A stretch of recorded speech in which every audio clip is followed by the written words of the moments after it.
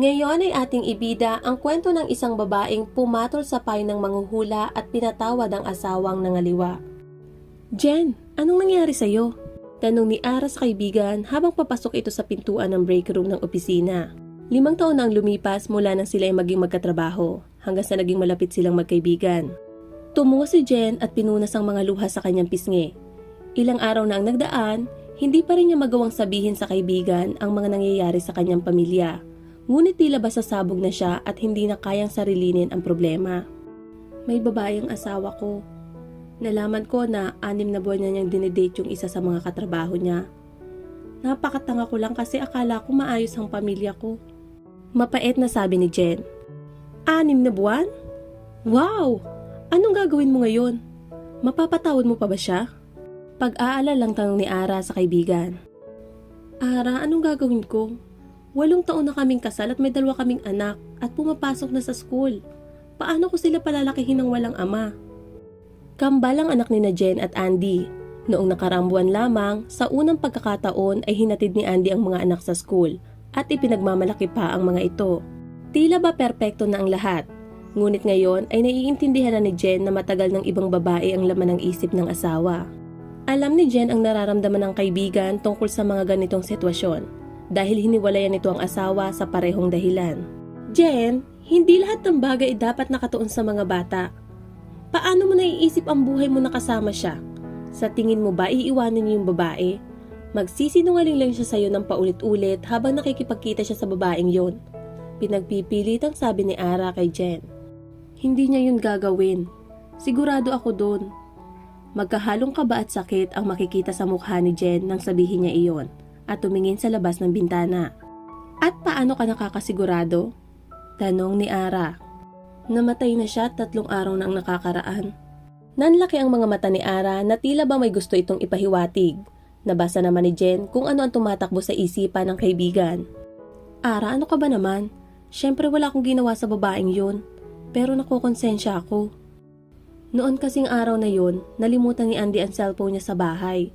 Umalis na noon si Andy papunta sa trabaho at nasa labas na din ako ng bahay. Kaso bigla akong naalala yung plano namin para sa gabi kung tuloy pa ba. Kaya tinawagan ko siya para tanungin. Tapos narinig ko yung tunog ng cellphone sa loob.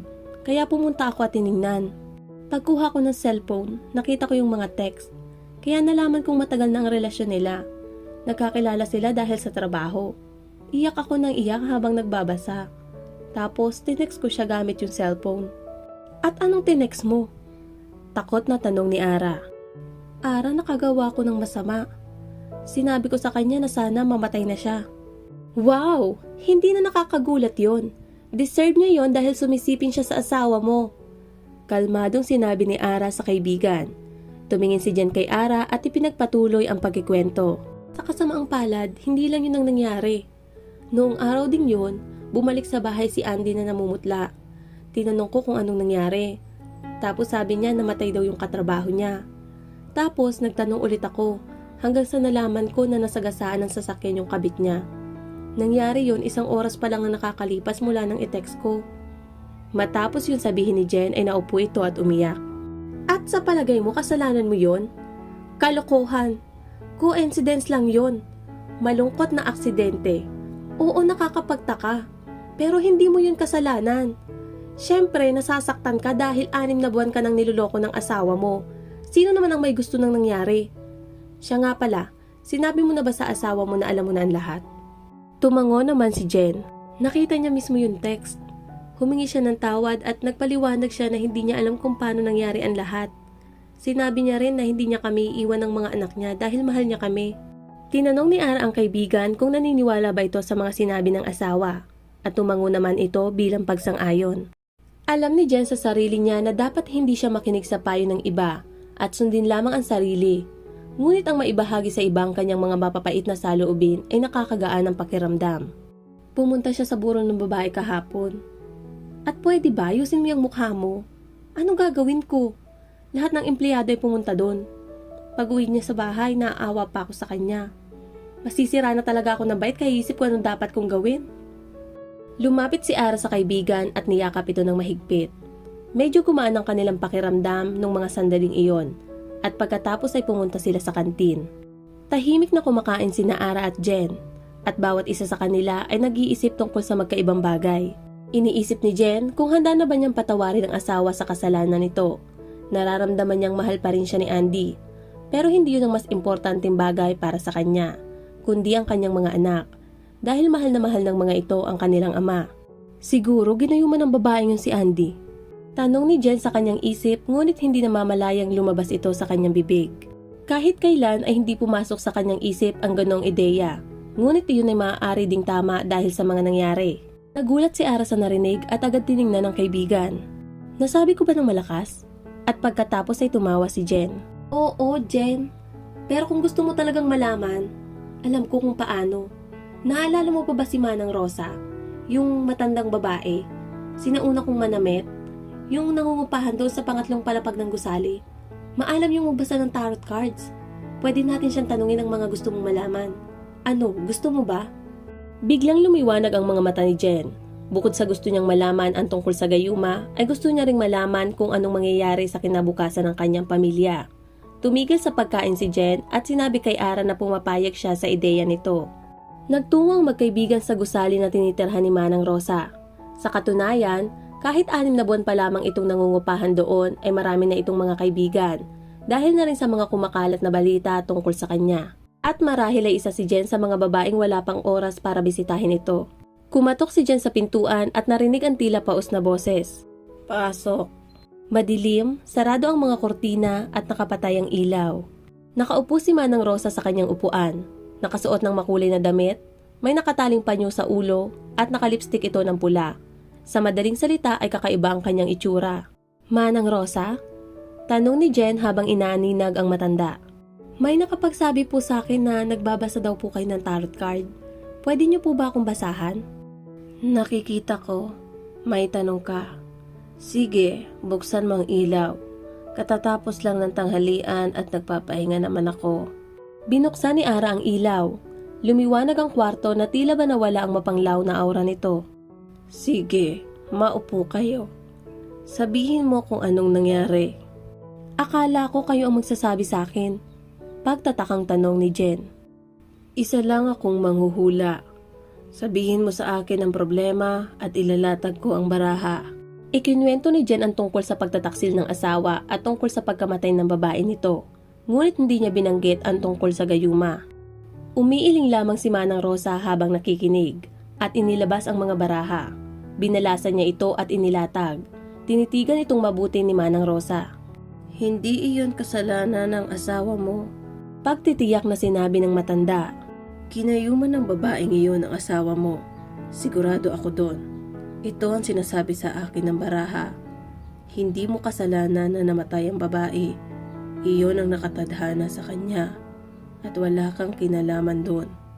Paano naman ang asawa ko? Magsasama pa ba kami? Muling binuksan ni Manang Rosa ang baraha at tiningnan si Jen. Nakadepende na sa iyo ang lahat. Nakikita mo ba? Ikaw lamang ang makakasira ng kulam.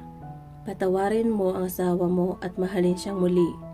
Mahalin mo ng buong buo. Yun lamang ang tanging paraan para mawala ang mga masasamang bagay mula sa kanya. Paano kung hindi ko kaya? Tanong ni Jen na tila hindi makahinga. Kung gayon, mamamatay siya bago matapos ang taon. Sigurado ako doon. Ako ang ika-3 henerasyong manghuhula at hindi ako magsisinungaling sa iyo. Nasa sayo na kung mabubuhay pa ang iyong asawa o hindi. Alam mo na ang mga pagpipilian. Ikaw na lang ang makakapagdesisyon. Inilagay ni Jen ang 2,000 piso sa lamesa at umalis. Anong gagawin mo? Tanong ni Ara sa kaibigan. Hindi ko pa alam. Buong araw na nag-iisip si Jen tungkol sa sinabi ng manghuhula. Pagka-uwi niya ng bahay ay nadatnan niya si Andy at ang mga bata na nag-aantay sa kanya. Nagluto ng pagkain si Andy para sa hapunan at gumagawa naman ng mga assignments ang mga anak. Habang tinitingnan ito ni Jen, naisip niyang hindi niya kayang alisan ng ama ang mga anak at ayaw niyang mawala si Andy. Nang natulog na ang mga bata, naupo sina Andy at Jen upang pag-usapan ng tungkol sa mga nangyari. Matapos nila mag-usap ay napagpasyahan nilang wag na muli pang banggitin ang mga nakaraan. Nangako si Jen na hahanap siya ng lakas ng loob upang patawarin ang asawa. At nangako naman si Andy na hindi na siya hahanap pa ng iba. Ginugugol nila ang bawat gabi ng pag-iibigan at gumigising sa umaga na handang harapin ang panibagong araw na magkasama. Lumipas ang 6 na buwan na maayos ang kanilang pagsasama. Pinatawad ni Jen ang asawa at lalong minahal. Saksi si Ara sa pagpapatawad at patuloy na pagmamahal ni Jen kay Andy. Hindi man niya ito gusto, ngunit naintindihan niya ang kaibigan kung bakit iyon ang piniling desisyon. Isang araw, habang naglalakad si Ara ay nakasalubong niya si Manang Rosa. "Kamusta po? Naalala niyo pa po ba ako? Ako po yung pumunta sa inyo kasama yung kaibigan kong niloko ng asawa. Nagpapasalamat nga po pala siya sa inyo. Napakagaling niyo po bilang ikatlong henerasyon ng manghuhula. Sobra niyo po siyang natulungan." Pagpapasalamat ni Ara at ngumiti naman si Manang Rosa. "Natutuwa naman akong marinig yan. Pero hindi talaga ako ang ikatlong henerasyon. Huwag kang maniwala doon. Sinasabi ko sa iyo to dahil aalis na ako." "Paano po nangyari yon? Di ba po hindi naman sinabi sa inyo ni Jen yung tungkol sa gayuma pero nalaman nyo?" Pagtatakang tanong ni Ara sa matanda. Bawat babae iniisipan tungkol sa gayuma kapag nangaliwa na ang mga asawa nila. "Bakit po sinabi nyo sa kanya na patawarin niya yung asawa niya?" Nalilitong tanong ni Ara. "Bakit? Dahil bakit mo sisirain ang magandang pamilya dahilan sa katangahan ng lalaki? May 2 silang anak. Hayaan na lang na mamuhay silang magkakasama. Ang pagmamahal ng isang babae ay kayang magpagaling ng lahat ng sugat. Kung hindi gago ang asawa niya, hindi siya hahanap ng iba. O baka naman matuto na niyang itago ng maayos." "Para hindi siya mamatay?" tanong ni Ara. Nagulat ito dahil sa panilinlang ni Manang Rosa sa kanilang magkaibigan. "Paano ko malalaman? Maaaring namatay na siya. Isipin mo na lang, kung iniwanan siya ng asawa niya tapos namatay pa yung kalaguyo niya. Diba magpapakalasing siya hanggang sa mamatay? Pero ngayon, buhay siya at masaya ang lahat. Paano kung sinabi ko sa kaibigan mo na hindi na magbabago ang asawa niya? Anong mangyayari? Sasama ang loob niya at pwede siyang kumain ng kumain. O kaya naman ay mag-iinom ng walang humpay. Mas gusto mo ba yon? At saka patay na rin naman yung kalaguyo ng asawa niya. Ano pa ang silbi kung iiwanan niya ang asawa niya? Pinaglalaruan mo ang buhay ng mga tao. Hindi ka ba nahihiya?" "Hindi ko pinaglalaruan, kundi inaayos ko ang nasisirang pamilya. Ganoon din ang aking ina at lola.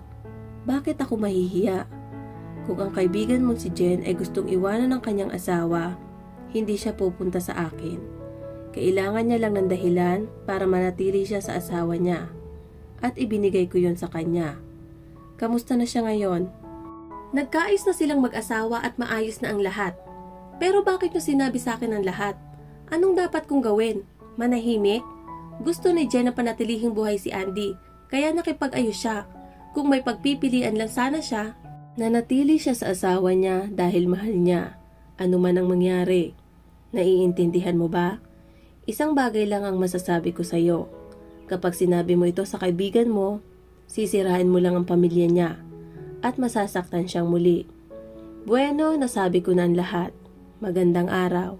Kumaway ang matanda at umalis. Naiwan si Ara na natiling nakatayo.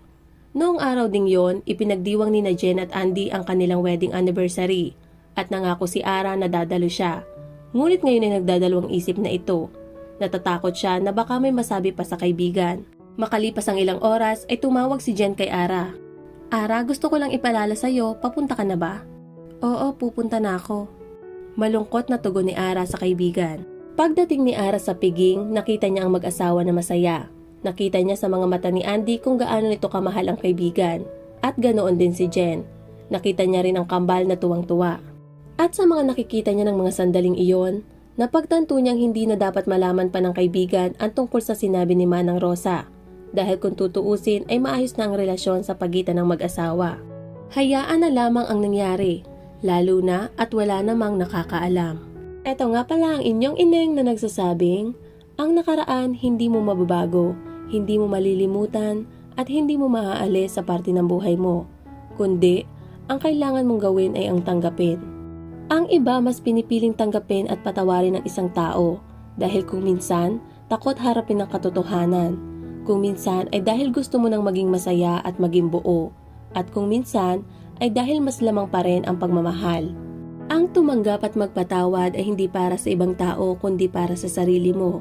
Gayunpaman, tanging ikaw lamang ang nakakaalam at makakapagdesisyon sa iyong nararamdaman.